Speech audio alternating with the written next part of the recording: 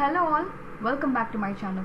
This is Shravya and now I am going to explain about the starvation or prolonged fasting of glucose homeostasis. So without any further delay, let's get started. Prolonged fasting or starvation. Now it has been 2 to 5 days since the person has had his food. The hyperglycemic hormones have been constantly trying by the means of gluconeogenesis in order to produce the glucose to the body, and it is being reinforced by the ATP and acetyl coenzyme A, which the beta oxidation gives. But what is the purpose behind ketogenesis? There is nothing in the universe which happens without a purpose. So also ketogenesis has a purpose for its happening. But before I talk about it, let's just have a brief look over ketogenesis. Now, the fatty acyl coenzyme A, after undergoing many difficulties, finally using the help of carnitine, enters into the mitochondrial matrix and undergoes few series of beta oxidations and finally produces acetoacetyl coenzyme A. And finally, it gets stopped there. Instead of producing two other acetyl coenzyme A molecules, and it undergoes few other series of reactions and in turn produces acetoacetate molecule, which is the first primary ketone body. And out of the acetoacetate, we get acetone and beta hydroxybutyrate. Acetone is arrived from spontaneous processes without any enzymes, but the formation of beta hydroxybutyrate from the acetoacetate will need beta hydroxybutyrate dehydrogenase. Now, let's see the purpose of occurrence of ketogenesis. Before I explain about the purpose of occurrence of ketogenesis, I just want to talk to you about the fruity order which the diabetic ketoacidosis patients or starvation individuals express. As I've said before, in the case of the people who are on prolonged fasting or in the case of starvation, there is continuous release of ketone bodies, of which acetone is one.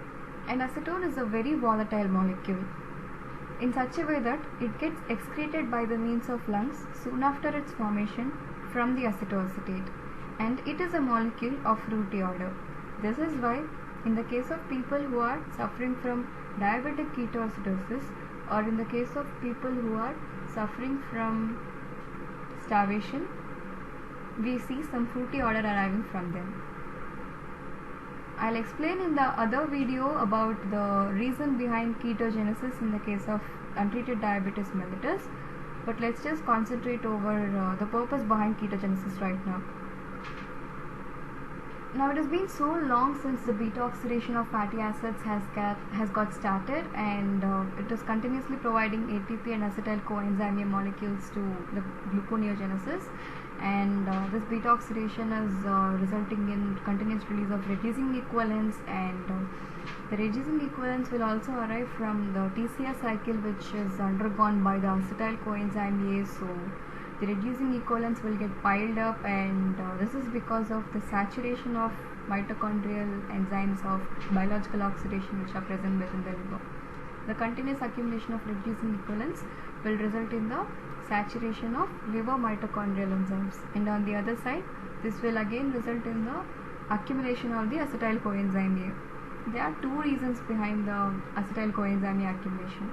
First thing, oxaloacetic acid unavailability, because it is being continuously channeled towards gluconeogenesis, because at the end of the day we only want glucose in our body, which is only possible by gluconeogenesis right now, because glycogen storages are depleted.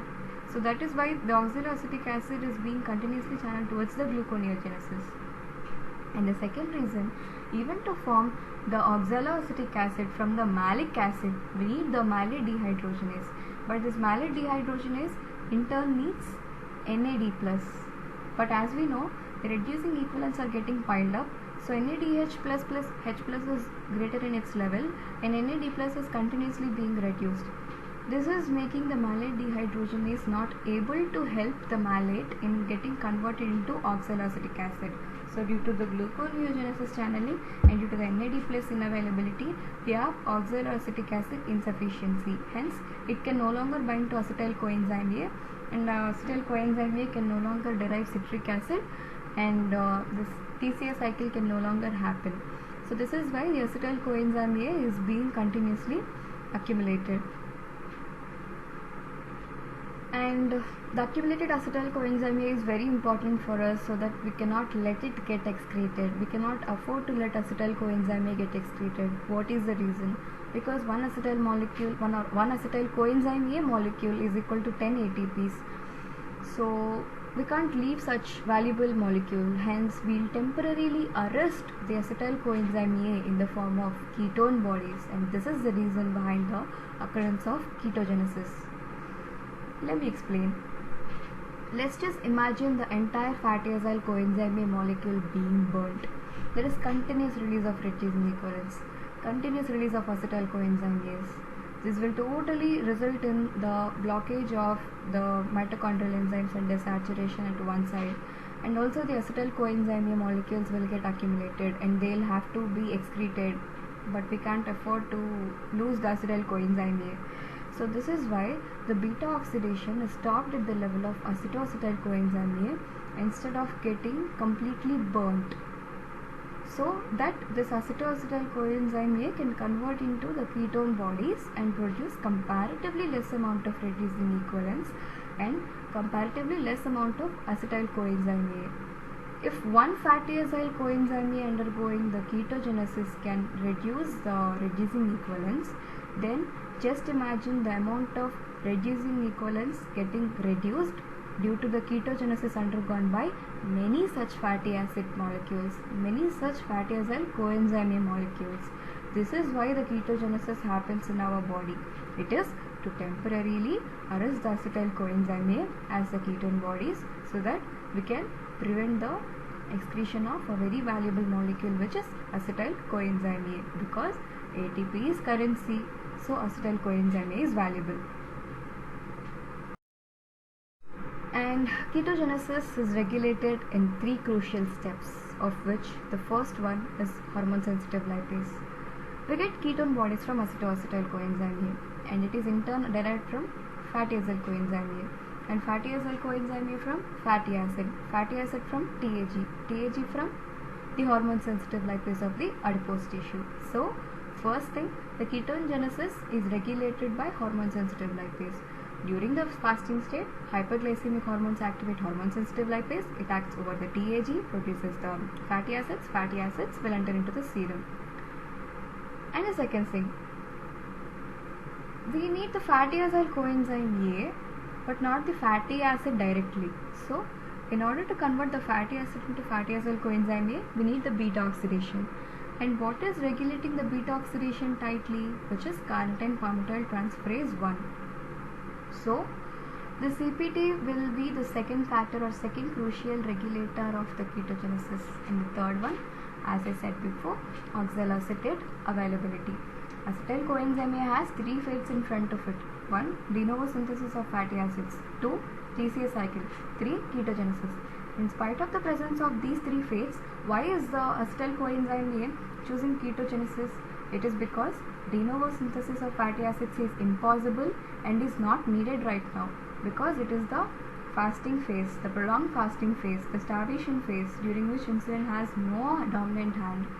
So it cannot cause the de novo synthesis of fatty acids. Moreover, we don't want any fatty acid formation right now. We want the glucose formation. For that, we want the fatty acids to be burnt, not to be formed. So that is ruled out. And the second one, TCA synthesis. Answer, oxaloacetate inavailability. The reasons I have explained you before. So ruling out the 2 other fates the acetyl coenzyme has in front of it, we are only left with ketogenesis. This is how it is properly regulated at 3 crucial steps. And now, before I wind up this session, I would like to talk about 3 applied aspects behind ketogenesis or behind the beta oxidation. The first thing, Jamaican vomiting sickness. In the Jamaican forests, there are few fruits called as ackee fruits, and these ackee fruits unripened form has a chemical called as hypoglycin inside it. Now what does this hypoglycin causes? It causes the inhibition of fatty acyl coenzyme A dehydrogenase, which belongs to the beta oxidation pathway.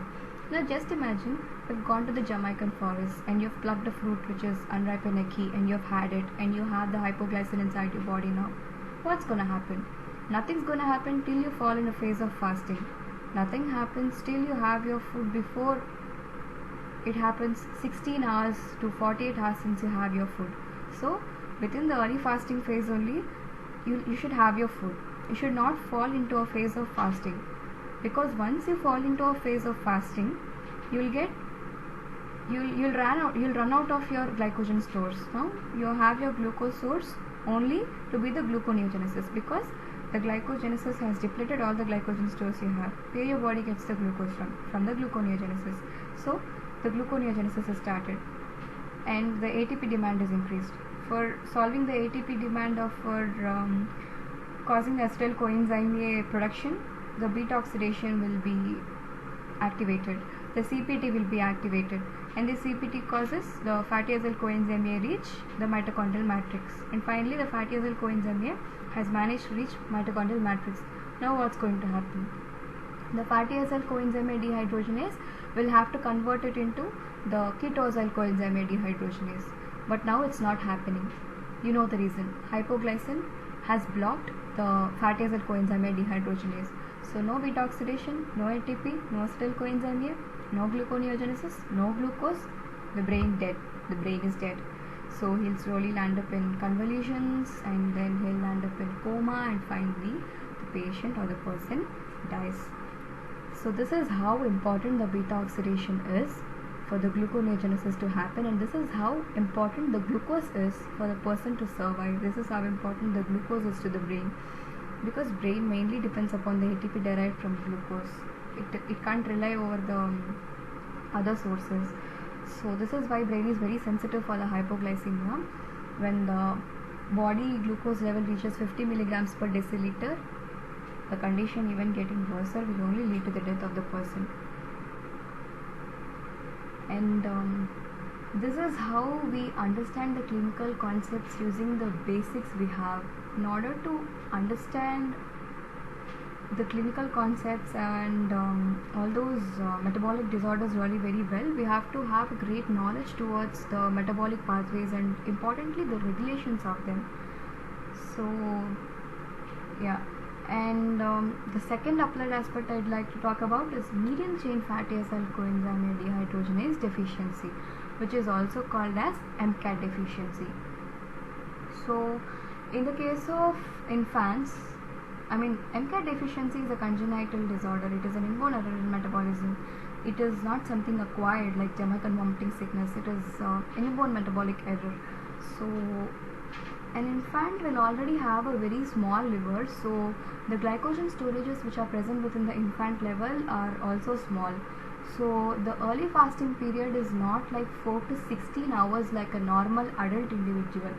The early fasting gets completed faster, and fasting phase appears even more faster. So the fasting is no longer like 16 to 48 hours after the person has his food. It's even more earlier. It is even more sooner. So if at all a person or if at all an infant is suffering from MCAD deficiency, he should have a very frequent supplementation of food.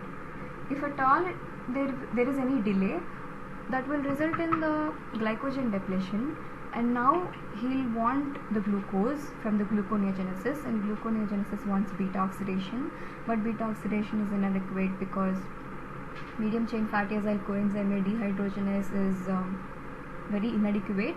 So that may result in hypoglycemia, convulsions, coma, and death again.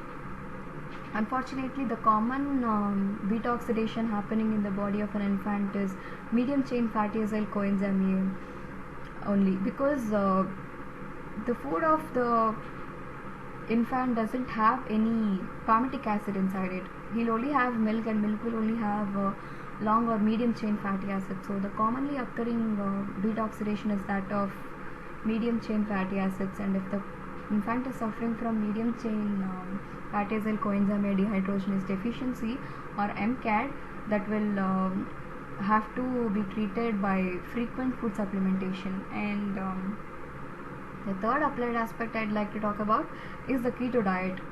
So keto diet is like a low carbohydrate, high fat and high protein diet, where there'll be low carbohydrate and high fat you'll be taking. And how is it benefiting in burning this fat which is present inside the body? How is it helping in making a person stay fit? This is how it happens. This is the biochemistry behind it, and this is how the keto diet works. The first thing, they said that it is a low carbohydrate food or low carbohydrate diet a person must follow when he is on keto diet. So whenever is that there is a low carbohydrate levels present in the body, the insulin is not released, but hyperglycemic hormones are released. So insulin cannot activate acetyl coenzyme carboxylase, and on the other side, these hyperglycemic hormones will continuously increase the long chain fatty acids by activating the hormone sensitive lipase. And at one side the insulin is less, and the other side long chain fatty acids are more. So these both will together continuously inhibit the acetyl coenzyme carboxylase. So the de novo synthesis of fatty acids is blocked. The new synthesis of lipids is blocked by giving a low carbohydrate meal. And on the other side, the hyperglycemic hormones are burning the TAG which is present at the adipose tissue by hormone sensitive lipase. So at one side the lipids are preventing from being synthesized, and on the other side the already formed body lipids are being broken down. And at the other side, the person must also have a high fat meal in the keto diet. So whenever is that the person has high fat meal in keto diet, this will result in the increased blood long chain fatty acids, and again these will inhibit the acetyl coenzyme carboxylase, and this will again help the individual in burning his fats even more. So this is how the keto diet works. And then prolonged starvation. Now the body is in a state where it says that bye bas bahut ho gaya. So because there is continuous gluconeogenesis happening for glucose, and the detoxification is happening, and also the ketogenesis is happening, and also the ketone bodies are being piled up. So in a journey of maintaining the glucose balance, we have lost the acid base balance due to the excessive ketogenesis. This will result in the ketone bodies decrease in the pH, and it will land the person into the convulsions, and then the coma, and then the death. So this is how the person lands up when it becomes too late in prolonged starvation. This is the beautiful concept behind the glucose homeostasis. I hope that you really liked my glucose homeostasis series, and I hope that I've made a good explanation of all the topics. Comment and let me know if I was good at my job, and please like this video if you like this video, and share it with your friends so that also they can make a use of it, and please subscribe my channel to stay updated.